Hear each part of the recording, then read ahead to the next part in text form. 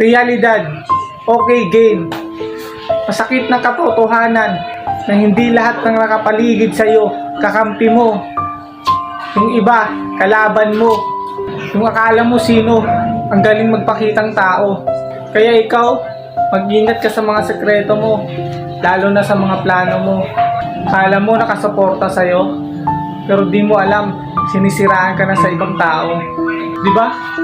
Kaya ang sakit ng isipin na may ibang taong hindi nila napagtagumpayan ang kanilang mga plano na dahil din sa mapanirang tao na yung gagawin nila lahat. Hihilain ka nila pababa at hanggang sa mawalan ka na lang ng pag-asa.